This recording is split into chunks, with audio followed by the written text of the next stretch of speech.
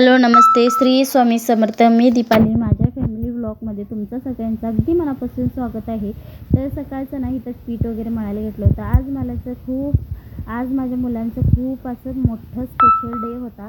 आज मूल ना आज 8 वर्षाचं झालं. 8 वर्षाच्या आधी ह्या 11:30च्या टायमाला माझं मूल माझ्या पोटी जन्माला आलं होतं. तिचा आज ना छोट्या मुलीचा वाढदिवस होता. तिला ना आज ना किती तिला मनवायचा प्रयत्न केलं, तिचं हट्ट पूर्ण करायला प्रयत्न केलं. ती काय तयारच होत नव्हती. आज रुसून फुगून मूल माझं बसून गेलं होतं. का कोणास ठाऊक काय झालं होतं तिला. तिला चप्पल पाहिजे होती, सँडल, ते काय आम्ही घेऊन दिलं नव्हतं म्हणून ती रुसून फुगून गेली होती. तिथं ना सकाळी किचन कट्टा वगैरे स्वच्छ केला होता. म्हणजे ती सगळे काढून घासून वगैरे पुसून घेतला होता. मग ते सगळं स्टँड वगैरे लावून घेतलं. पीठ वगैरे मळून लगेच एक साईडला भात करायला ठेवला आणि लगेच एक साईडला चपाती करून घ्यायला घेतले.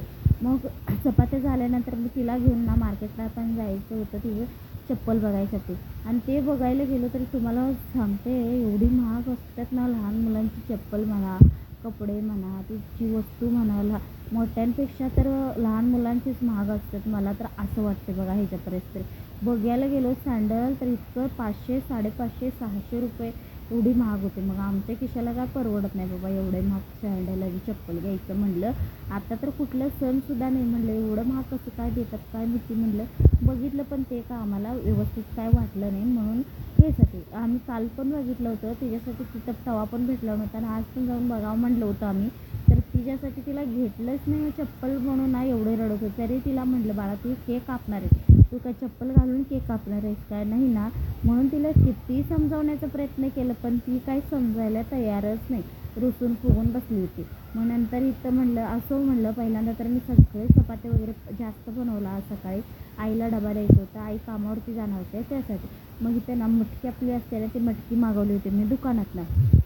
ते मटकी वगैरे छान असं भाजून घेतलं आणि गार पाण्यामध्ये ना ते मटकी टाकलं की नाही तिची सालपटे असतात ना आपले ते सालपटे ना वरती येतात आणि ते सगळं काढून घ्यायला म्हणजे आपलं भाजी आहे ना एकदम असं गिजी होत नाही. छान असं मटकीची भाजी फडफडी त्याचं छान खायला पण टेस्ट लागतो चपातीसोबत. म्हणून ते सगळं पहिल्यांदा तर तसं ते काढून घेतले गार पाण्यामध्ये. ते मटकी टाकून देऊन सगळी त्याच्यावरची सालपटं काढून घेतला. मग आमच्या सासूबाईला ना मटकीमध्ये जास्त कांदा आणि टमॅटो जास्त नाही आवडत. एक बारकं कांदा आणि एक बारकं टमॅटो एवढंच आणि थोडंसं जिरं टाकलं, थोडंसं कढीपत्ता टाकला, कांदा टाकला, मस्त असं लालबडं कुसपत्र परतून घेतला.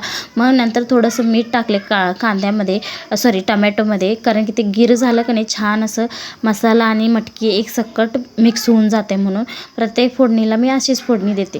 मग नंतर त्याच्यावरती ना ताट वगैरे किंवा काहीतरी झाकून घ्यायचं. मग ते तेल वगैरे सुटते आपलं मला काही चमचा सापडला नाही म्हणून हातानंच तर गडबड असतो आपल्याला सकाळी आणि ते हुडकत कुठं बसायचं बारका चमचा म्हणून मी हातानंच परत हळदी घातली, धनिया पावडर घातला, जिरा पावडर घालून थोडंसं घालून ना परतून घेतलं. जास्त काही करायचं नव्हतं. आईच्या डबापुरत्या आणि सकाळी नाश्त्यापुरत्या अहोंच्या नाश्त्यापुरतं एवढंच केलं आणि 2 चमचे तिखट घातलं. आम्हाला तिखट जास्त लागतो म्हणजे जास्त तिखट घालते. तुम्ही असं म्हणशील की 3 चमचे घातली, 4 चमचे घातले, असं काही नसतं.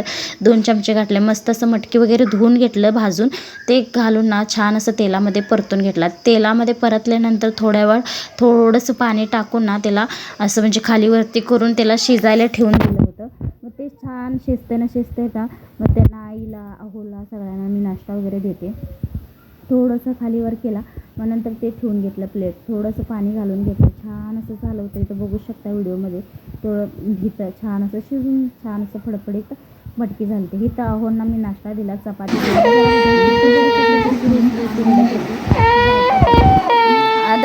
दर फोन दर ऐकला ना ती रडतेलं एवढी रडत होती. नंतर तिला कसं बसं तरी शांत केलं. तिला म्हटलं चल जरा भात खा. मोबाईल दिलं तिच्या हातात. तेव्हा कुठं तिनं शांत झाली. मग तिच्या हाताची मेहंदी दाखवायला पण तयार नव्हती ती. तिला म्हटलं दाखव गं बाळा म्हणून दाखवायला. मग तिचा मूडच पूर्ण असं खराब झाला होता. म्हटलं आम्ही चाललो होतो तिची सँडल बघायला. इथं बघता शिवाजी चौकात ना कसली भारी असे रांगोळी वगैरे काढली होती. ही आहे आमची गांधी चौक. आमच्या शहरातल्या ना थोडे छोटे गोष्टी दाखवायला ना किती भारी वाटतं ना. त्यासाठी मी बाहेर गेलं ना थोडंफार शूट करते कारण की मला आवडतं आमच्या शहराचं कौतुक करायला. सगळी ना आपापली शहरांची गावाची कौतुक करतात म्हणल्यामुळे आम्ही पण करायला नको का आमच्या शहरातले कौतुक, असं वाटतं मला. मग आम्ही बघितलं इथं चप्पल वगैरे ते का आम्हाला भेटलं नाही. मग आम्ही आलो स्वामीच्या मठामध्ये आल्यानंतर ना पहिला तर हातपाय वगैरे धुतला. मग म्हणजे बाहेरचं गेट बंद होता, आतलं गेट तर चालूच होता. मग आम्ही जायला उशीर झाला होता. आज गुरुवार होती म्हणून हे व्हिडिओ ना तुम्हाला 2-3 दिवसांनीच येणार आहे. मग आतमध्ये गेलो, मस्त असं दर्शन वगैरे घेतलं. तुम्ही पण दर्शन घ्या. तुमच्यासाठी पण व्हिडिओ बनवला मी स्वामींचा. प्रत्येक व्हिडिओमध्ये प्रत्येक गुरुवारी तुम्हाला स्वामींचं दर्शन भेटणार म्हणजे भेटणारच माझ्या व्हिडिओमध्ये. तर किती छान असं ना पूजा वगैरे केली होती. मस्त वाटत होतं, एक प्रसन्नता वाटत होती. माझा तर उपवास होता. म्हटलं चला पाय वगैरे पडूया. आणि शिरा श्राद्धाला घेऊन येत होती, ती मंदिरात सुद्धा आली नव्हती. मग घरामध्ये यूज पतून ना माझं किचन तुम्हाला खरं सांगते कधीच असं व्यवस्थित भेटणार नाही. मी एकदा व्यवस्थित केलं का नाही, परत आमची मुलं काय करतात, काही ना काही घ्यायला जातात आणि सगळं राडा आहे ना किचनमध्ये हाय असं टाकून देतात. मग नंतर सकाळी काय केलं तर थोडं अर्धी कपडे ना वाळत घातली होती आणि अर्धी कपडे ना तसेच राहिले होते. कारण की आईला कामावरती सोडून ना मग आम्हाला तिकडून तिकडं स्वामीला वगैरे जायचं होतं म्हणून ना तसंच ठेवला होता. मग नंतर आत बघू शकता किती बेडवरती घाण कपडे बिपडे सगळं आहे तिथंच. ग्लास वाटी सगळे तिथंच ठेवतात आमची मुलं. काही घेतलं की नाही खॉटवरती टाक, कुठे तिथंच ठेव असं करून जातात. मुलांचं घर म्हटलं तर असंच असणार असते. तरी पण किती करून वैताग येतो ना त्यावेळेस. जरा तरी आराम शरीराला भेटावं म्हटलं की नाहीच. कारण की मुलं आहे म्हटल्यावर एक काढले की एक काढतात आणि एक सोडले की एक काढतात असं होते. तिला ओरडत सगळं सामान व्यवस्थित ठेवून घेतला, सगळं खॉट झाडून घेतलं. मग नंतर ना अहो काय जास्त मटकीची भाजी खात नाही म्हणून ना त्यांना डाळ कांदा करायचा होता. मग लगेच अर्धा स्वयंपाक पण राहिला होता. म्हटलं पटापटा ते तेवढं करून घ्यायचं.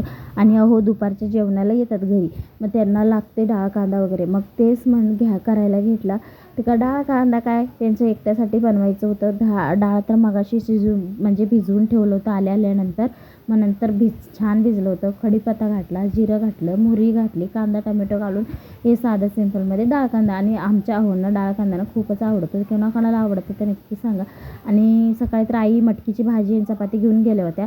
त्यांचा काही एक विषय संपला. आता मुलांसाठी आणि अहोंसाठी बनवायचं होतं. अहो मुलं काही सहसा करून खात नाही, पण अहोंसाठी तर 100% बनवून द्यायलाच लागते. कारण त्यांनी मटकी खाल्ल्याकडे त्यांच्या पोटात दुखते ना. आमच्या घरात एक वेगळंच आहे. कारण की सगळ्यांची चॉईस आहे ना वेगवेगळे आहेत. ह्याला हे आवडतं तर त्याला ते आवडतं असं. ही ना मला स्वयंपाक करताना एवढी त्रास दिली ना, ती व्हिडिओ करते म्हणताना पडूनच गेली ती. मग नंतर ना तिला गेल्यानंतर फोडणी वगैरे दिला. असा झालता माझा आजचा डाळ कांदा, छान असं दरदरीत. नंतर आई येताना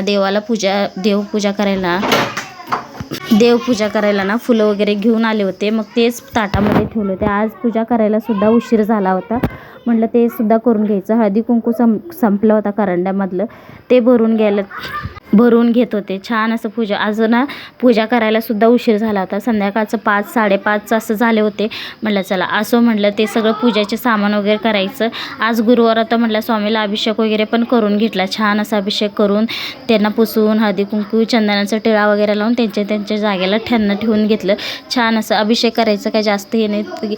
आणल्यानंतर एकदा केलताना आज गुरुवार आहे म्हणून त्यांना आज अभिषेक करून घेतला. छान असा अभिषेक करून हळदी कुंकू लावून चंदनाचा टिळा लावून फुलं वगैरे घालून छान आजची पूजा ना अशी काहीसं झालं होतं. व्हिडिओ आवडला असेल तर लाईक सबस्क्राईब करायला मात्र विसरू नका. बघू शकता माझी पूजा किती छान वाटत आहे. घरात एक मस्त असं प्रसन्नता वाटत आहे. व्हिडिओ आवडला असेल लाईक सबस्क्राईब करा. चला बाय.